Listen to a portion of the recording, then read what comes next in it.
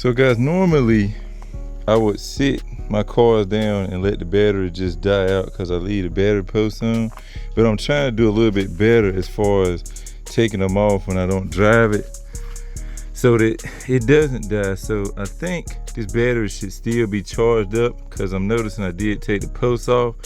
But I want to take this time out to give a huge shout out to Lokithor and all of their great products. This is my second jump pack that I have from them. I actually showcased a larger one in a few videos ago. So this is a really nice compact unit. Like you can see, my hand is pretty big, but it's still a little bit smaller than my hand.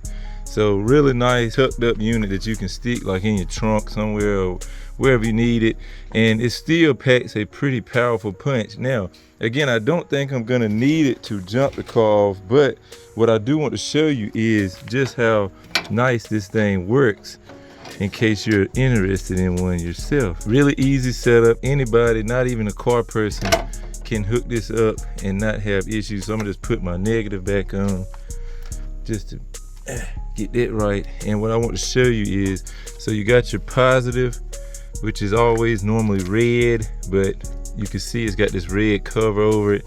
That's your positive, so you just put the positive terminal on that end. Negative goes onto the black side, which is usually the negative, so you just put that on that. Then on the Lokithor unit, you just hit this power button. It'll turn on. It'll give you a little countdown. And now it's actually shooting the voltage to try to start the vehicle.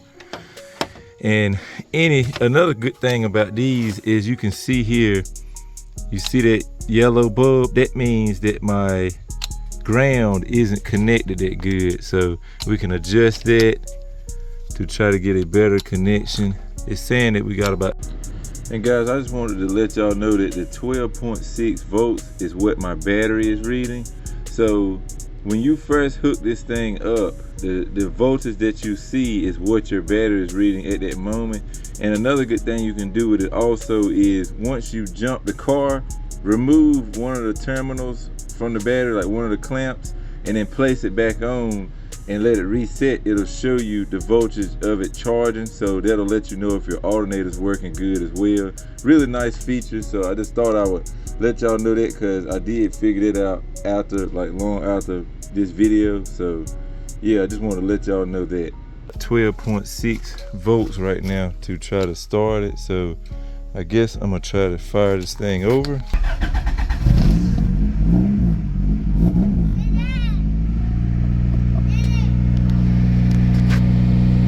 What? Oh, you put it on top. Yeah. Daddy. What? The bullshit. Huh? The bullshit. Yeah.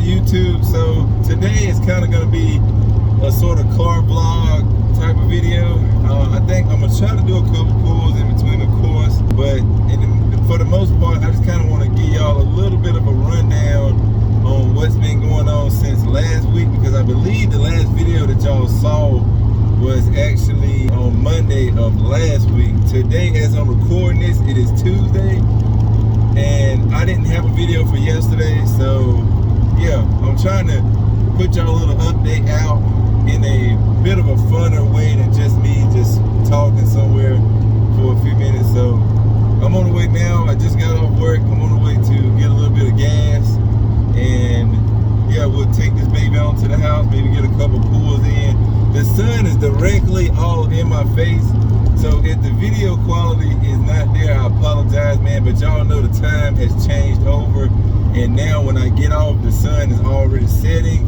So by 5:10ish, it already be dark. It is 3:55 now, so basically another hour it'll be dark as crap outside. So yeah, it's kind of like done hit that part of the season where if you didn't have a shop, or like luckily I have a shop, that's the only way I'm gonna get work done after work from now all the way till like March of next year. So thankfully we do have the shop, but it just sucks, guys, man. The day is gone before you know it, man. It's dark and it's just, yeah, I'm not a big fan of it. Anyway, updates, guys. So this is gonna be a pretty eventful week for y'all. You will see in the coming videos the reasons why, because guys, I got a car that I'm supposed to go pick up this Thursday, so basically 2 more days.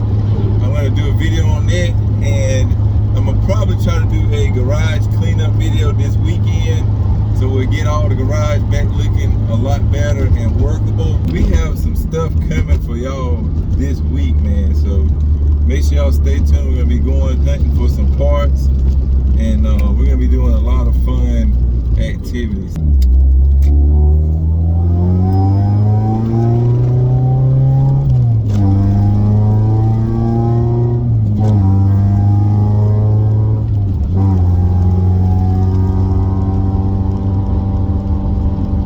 Something big that has happened this past week was Nisha actually got a truck that she has wanted for the longest time, guys. She actually picked up a Tahoe, Z71 Tahoe, and I mean, this thing is freaking clean, guys. I mean, black outside, black interior, leather. I mean, everything is pretty freaking immaculate on that thing. Lower mileage. I mean, sweet ride. It's an 09, so 4-wheel drive, everything, guys. It is amazing, and I'm super proud of her for that. And I'm also super proud of her because to get that, she actually sold her green Accord, the 2008 one that we done coilovers on before and stuff like that.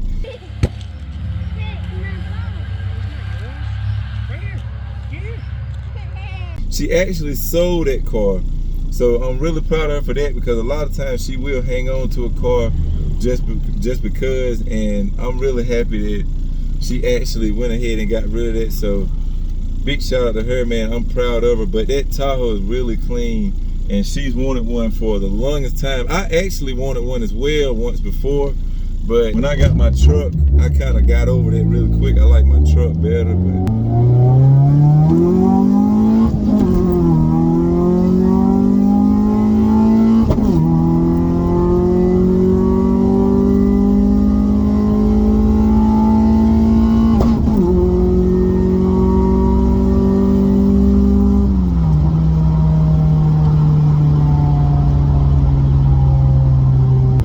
how many times I do that, and I don't care how slow this car is, that always feels freaking amazing. I just love doing pulls in this thing, and that's one of the reasons why I've always been an all motor guy. As y'all can tell if you've been a long time subscriber, I don't really like the turbo stuff, because when I drive a car, man, I drive it, and I drive it hard, and I drive it a lot like that. Like, I do not let up at all. Like, every time I go to work and I come home, I do a pull at least once or twice, somewhere in between the drive back and forth. So that turbo stuff, it takes a little bit more responsibility, which I've learned now, because, you know, I've had it for 4 years, and I've learned to kind of, you know, do a little pull, but it doesn't have to be like a full-blown pull. Just do a little something here and there, and you can feel it.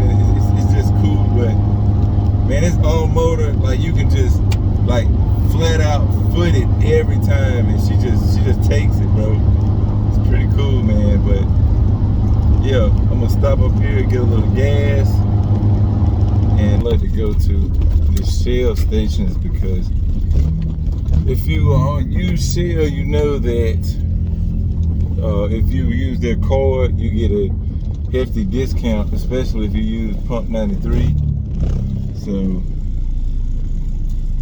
this 93 is $389, so I'll get it for $379. So that's pretty cool. Let me put a couple dollars in this, and I'll get back with y'all.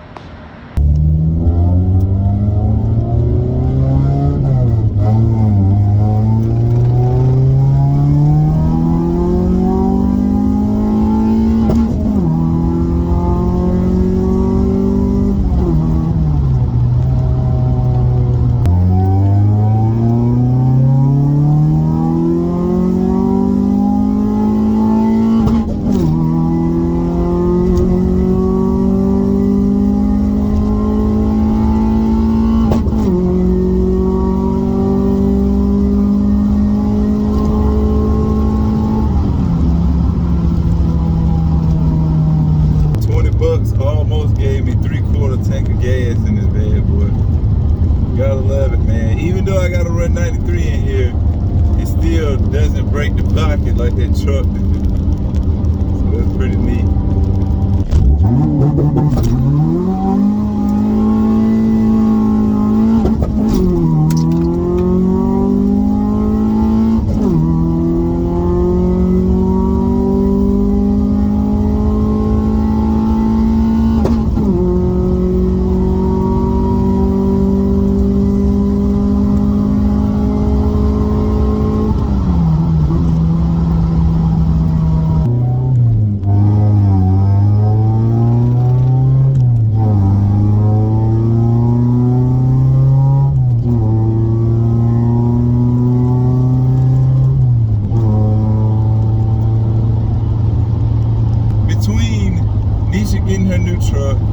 Her selling the green Accord and me having this new project coming in Thursday and possibly something else if I find it. I'm on Marketplace like every day looking.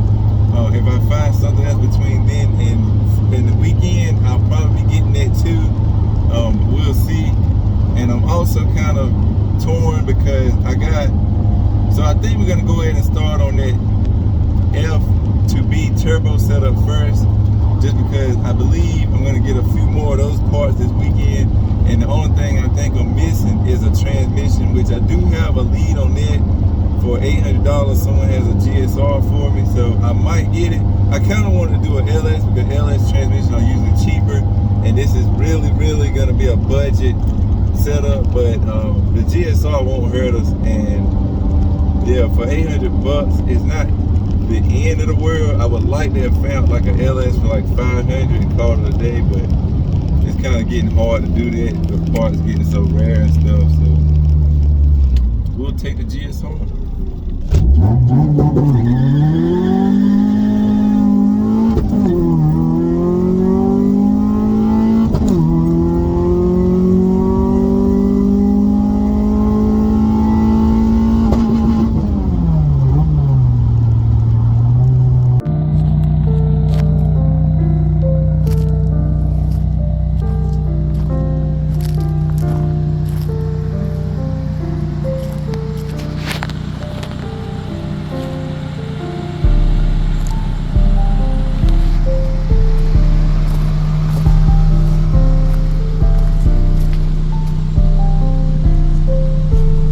So I'm back home now, and figured before we wrap this video up, we just do a little bit more of a walk around of the Civic that I do have sitting back here, that's been sitting back here for 6 months, something like that. It's been a while. Matter of fact, it's probably been 8 to 10 months, guys, because I remember specifically when I bought this car, it was cold, and the whole summer has went by, and the car is still sitting here as when I bought it. And I never do that. Like, again, I keep saying this, but I gotta kind of preach it, guys. But if you know me, I never do this. And it's crazy that this car has been sitting here this long, but here it is, boys. So everything is panning out right now that I want to work. So I can go ahead and let you know that I did say this was gonna be the K project. I don't think this is gonna be the K project anymore. Now, before you go to lighten up my comments, let me explain why. The car that I'm supposed to pick up this Thursday is in a lot better shape. From the pictures, hopefully in person it is as well, but it's in a lot better shape than this one. And because of that, I kind of want to dedicate that one to the K. And what do we do with this one? We stuff a F23A with the H2B plate with the B series transmission. And then what do? We throw a dual ball bearing Maxpeedingrods turbo on this thing and try to make about 8 to 10 PSI and just freaking make a fun ass street car, man. And again, I've said it before on my Instagram post, and I might have said it on Facebook, but this is gonna be my H2B killer. So this car, my goal for this car is to make it faster, which should be no problem, but this is gonna be faster than my H2B. Meanwhile, hopefully being costing just as much, if not cheaper, than my H2B. So that being said, we're gonna go by pricing as far as what an H23 costs today. They're about $2,000 today. So we're gonna go by that pricing for the motor. And they had a B16 transmission in it, which is a kind of sought after transmission. So they're a little bit on the pricey side as well. But hopefully when we total everything up, when we get this thing running, driving, tuned, everything, when we total everything up, this car will cost less than the H2B did, go faster than the H2B did, and just, I don't know, just all around be a great street car. Now, it is not gonna have full exhaust, so that's gonna save us some bread there. We are gonna dump this thing out of the hood. It's gonna be a kind of a street rat ride type of setup. There's not gonna be a lot of creature comfort to this thing, but the H2B didn't have that stuff either. It's just gonna be the H2B killer. So that being said, that's kind of where I'm at with this thing. Y'all let me know in the comments how y'all feel. Again, this car is in rougher shape than the one that I'm looking at getting Thursday. The one I'm looking at getting Thursday is actually a complete car that runs. It's just got bottom end knock. So we can definitely sell some stuff off of that. The D series stuff, transmission's good, shift linkage, all that, and help recoup some of the bread. But again, we'll get into the price of that car, all of that stuff once we get to that. But for now, man, this thing here costed us 200 bucks. As you see it sitting here right now. And we are gonna have this thing be a freaking fun car. I'm so excited, guys. I mean, it's got roll up windows. Like, this thing is gonna be fun. All the budget stuff that you can think of is gonna be used. I'm even gonna try to let my good friend Donnie do all of my intercooler welding where I need it welded at, so we can keep costs down. I'm gonna try to keep as much out of the shop as possible, even though huge shout out to James at J Mills Tuning for what he does do for me. This is still definitely gonna try to keep this away from him as much as possible and keep the cost down. So that's pretty much where we are. Pop the trunk. I haven't opened the trunk on this thing in probably, I don't know, 8 months or so. So I don't even remember what all is back here. Not a lot of anything good. And also the one that I'm looking at is crazy. The one that I'm looking at, guys, is the same freaking car.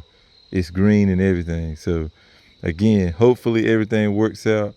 By the time you're watching, no, it'll just be tomorrow. I'm gonna drop this on Wednesday. But yeah, y'all leave a comment down below what y'all think, man. Are y'all excited for that? Let me know how y'all feel. I did see a guy doing a F2B and an EG on the F page. I think it's like a F series page on Facebook, which I thought was really cool. But I don't see really many people documenting this type of setup on YouTube and like really detailedly going through what it does, racing stuff, seeing how it performs.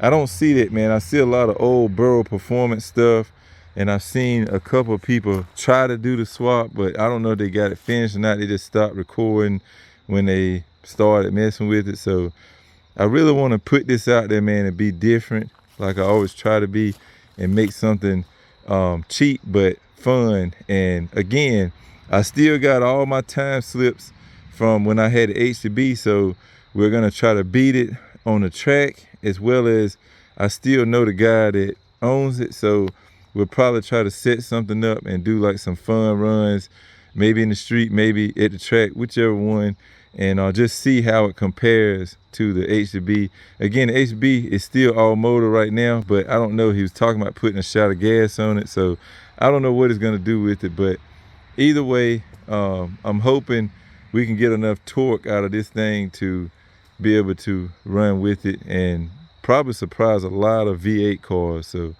if you're excited for that, make sure you subscribe if you're new. And yeah, guys, I will catch y'all next time. Remember, respect all bills. Peace out.